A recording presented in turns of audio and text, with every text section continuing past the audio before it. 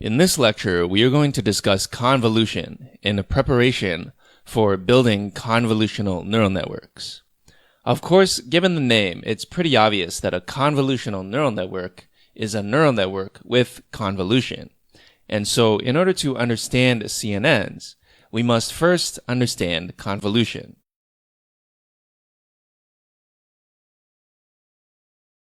First, I want to mention that people sometimes treat convolution as this mysterious thing. But as with our discussion of machine learning, we want to take the dumb as possible approach. Sure, convolution can be complex. It's a central operation in signal processing and computer vision. But in fact, it's quite simple. There are only two requirements. First, can you add? Second, can you multiply? If your answer to these two questions is yes, then you understand convolution. Believe it or not, convolution is just adding and multiplying.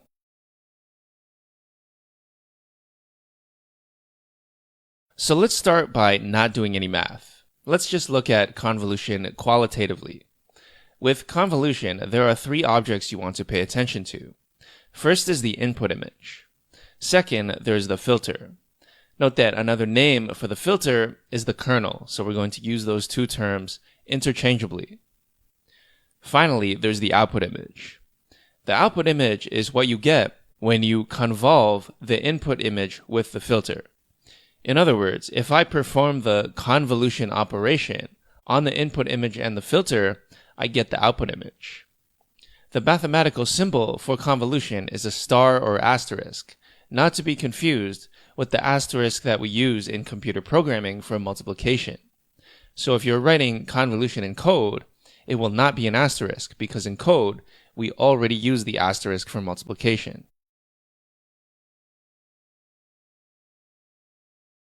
It's helpful to think of some examples of convolution to understand what it can do.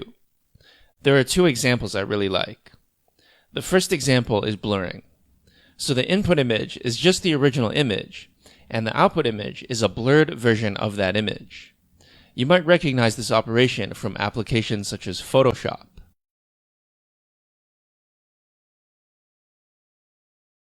The second example I really like is edge detection. As input, we have the original image, and as output, we get white lines where there are edges in the original image, and we get black where there are no edges. So the output image highlights all the edges in the original input image.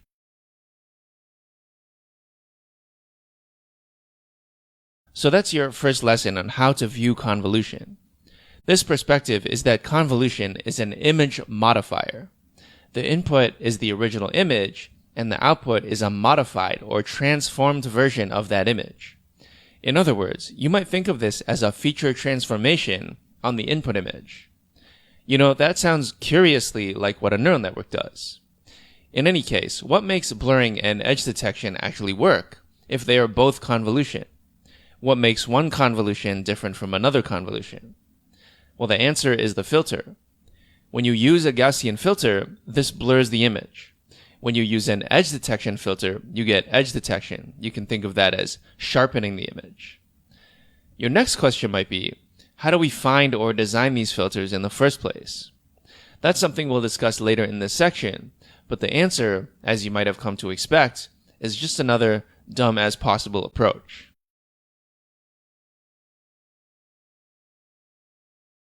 Okay, so let's get into the nitty-gritty of how convolution works. I promised you that all you need to know is how to add and multiply.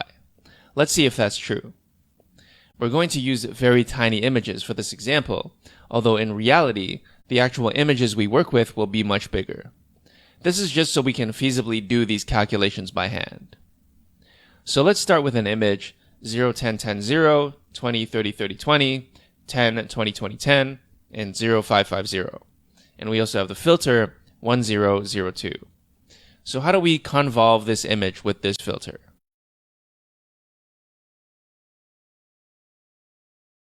Let's imagine overlaying the filter at the upper left corner of the image. Then all we need to do is element-wise multiplication and add up all the results. So we get 1 times 0 plus 0 times 10 plus 0 times 20 plus 30 times 2. that is equal to 60.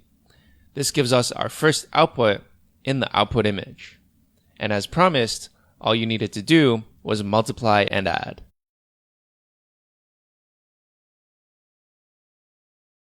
Now let's move our filter over one space to the right. And then let's do our element-wise multiplication and add up the results again.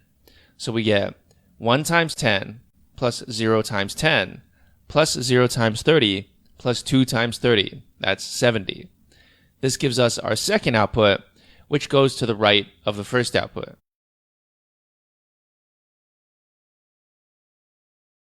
Now let's move the filter over one more space to the right and do the same operation again. We get 1 times 10 plus 0 times 0 plus 0 times 30 plus 2 times 20, and that's 50. This gives us our third output, which goes to the right of the first two outputs.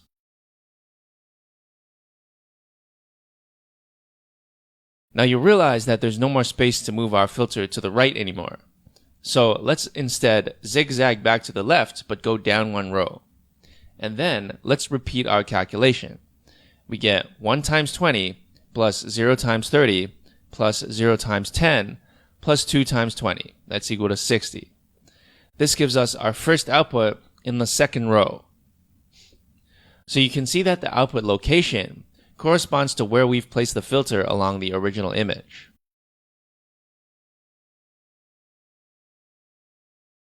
So we're not going to go through the rest of the calculation since that would be a bit redundant. But what I want you to do is, if you don't understand this, do the rest of the calculations by hand to make sure that these results are correct. So we have 60, 70, 50, 60, 70, 50, and then 20, 30, 20.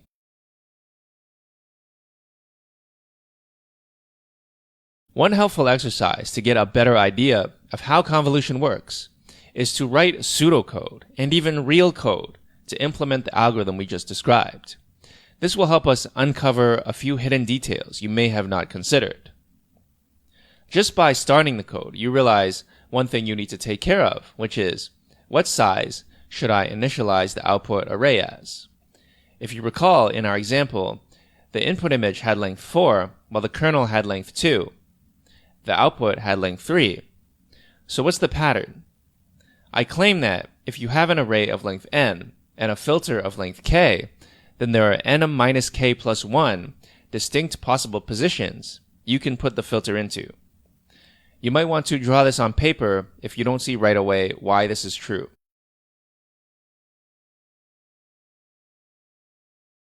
So the first step in our pseudocode is to initialize the output array. But here's another detail you may have not considered. The output height will be the input height minus kernel height plus 1. The output width will be the input width minus kernel width plus 1. But in our example, both our image and kernel were square. So you might be wondering, is this always the case? What's the convention? And the answer is that for images, usually these are not square. This just has to do with cameras and screens. Most screens, like your computer screen and your TV screen, are not square, and therefore cameras do not take square pictures. Therefore, images we find in the wild that we want to use as data are typically also not square. Some neural networks do use square images for convenience, so when you build a data set, you make them square.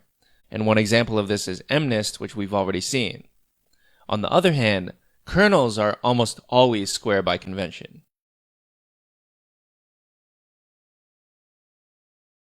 Let's move on. The next step is just to fill in the output array by performing the convolution algorithm. So first we loop through 0 up to output height with the index I.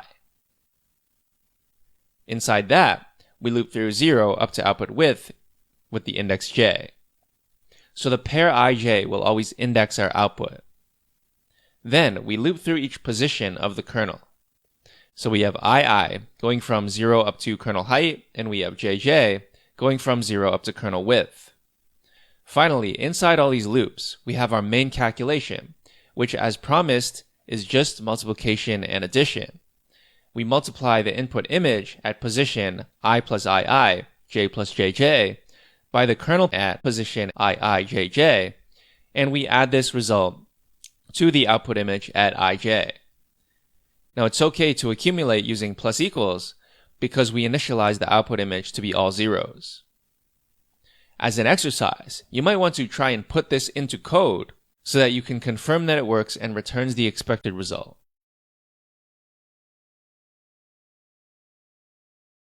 The inner part of this pseudocode is key because it helps us understand the equation that defines convolution. So here we can see that the ijth entry of the output, a convolved with w, is the sum over I prime and the sum over j prime of a at I plus I prime j plus j prime times w at I prime j prime. Now you might ask, why are we looking at these complicated equations if TensorFlow already does all this work for us? And the answer is that this will help you immensely in understanding the different perspectives on convolution that we are going to discuss later.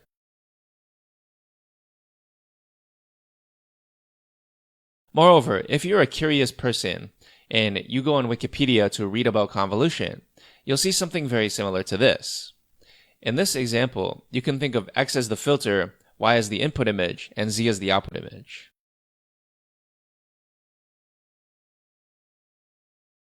Now you might notice something weird about this equation from Wikipedia, which is that instead of plus signs, we have minus signs.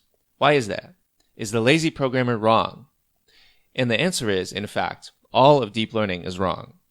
But for better or worse, that's just the way we do things. In the end, it doesn't make a difference because the filters we use will be learned using gradient descent, in other words, automatically. So the process of finding the filter will be done automatically using gradient descent, which will find the best values that optimize our loss function. So it doesn't matter if the filter is reversed or not.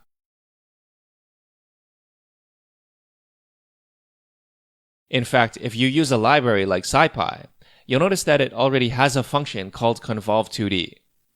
The problem is, if you use this function as is, you'll get a totally different answer than we did. And as a side note, you might want to try that yourself to confirm that what I'm saying is true. Now, this is because convolve2d does a proper convolution and not the deep learning version of convolution with plus instead of minus. In order to make SciPy's convolution work the same way, we have to flip the filter both horizontally and vertically and set the mode argument equal to valid. Now, as a side note, convolution is a commutative operation. A convolved with W is the same as W convolved with A. Therefore, it doesn't matter which input we flip.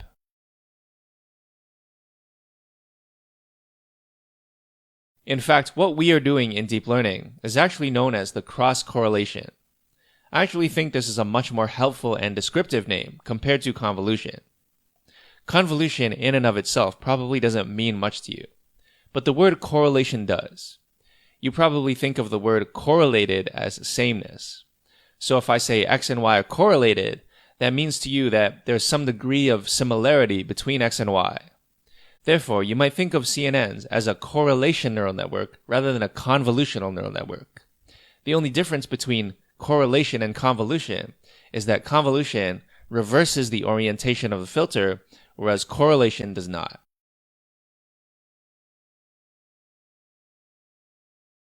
The final topic I want to talk about in this lecture is this mode argument. To understand this, it's helpful to look at these animations, which kind of summarize how convolution works. Basically, you're sliding the filter across every possible position in the input image. In this animation, the motion of the filter is bounded by the edges of the image. Because of this, the output image is always smaller than the input image.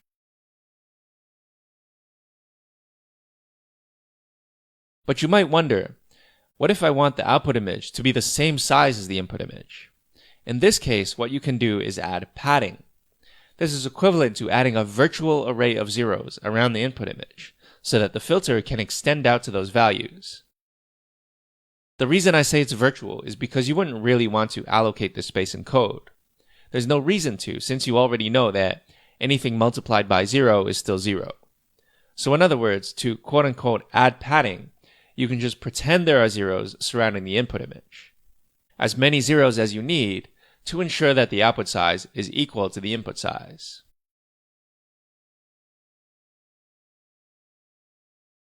You may have noticed, however, that even with padding, we still lose some information. What I mean by that is, there are outputs we could calculate. If we extended the padding even further, that would be non-zero outputs. So another thing you can do, which is not as common these days, is to extend the padding further so that you can catch all these non-zero outputs.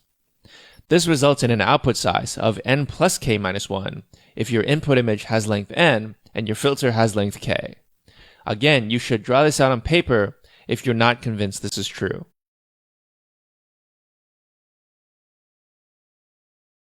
To summarize the three modes of convolution, let's look at this table. The first one we discussed was called valid convolution. This applies when the kernel can only touch the original input image. The output size is n minus k plus 1. The second one we discussed was called same convolution. In this scenario, we add some padding, just enough so that the output size is the same as the input size, n. The third mode we discussed is called full convolution. In this scenario, we extend the filter out as far as possible so that at least one point on the filter overlaps with one point on the input image. The output size is n plus k minus 1. Normally, in deep learning, we use valid or same convolutions.